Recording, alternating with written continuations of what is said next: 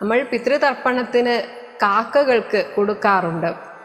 എള്ളും പൂവും ഒരു തിലോദകം എന്ന് പറയും. തിലം കൊണ്ട് ഉണ്ടാക്കിയ ചോറ്, അതായത് തിലം വെച്ചുകൊണ്ടുള്ള ചോറ്. അപ്പോൾ അവിടെ മനുഷ്യരാണ് ചെയ്യുന്നത്. അതുകൊണ്ട് മനുഷ്യർ കഴിക്കുന്ന ഭക്ഷണമാണ് വെക്കുന്നത്. ഇവിടെ കഴുകനാണ്. അതുകൊണ്ട് കഴുകൻ മാംസഭുക്കായതുകൊണ്ട് ഒരു മൃഗത്തെ വധിച്ചിട്ട് അതിൻ്റെ മാംസഖണ്ഡം പുല്ലിന്മേൽ വെച്ചിട്ട് ജലാദികൾ ഒരു തർപ്പണക്രിയയൊക്കെ ചെയ്തിട്ട് നല്ലൊരു ഗതി അവൻ ഉണ്ടാവാൻ പിതൃർത്ഥമായി ഇവിടെ പിതൃസ്ഥാനത്ത് കണ്ട് ചെയ്യുകയാണ്.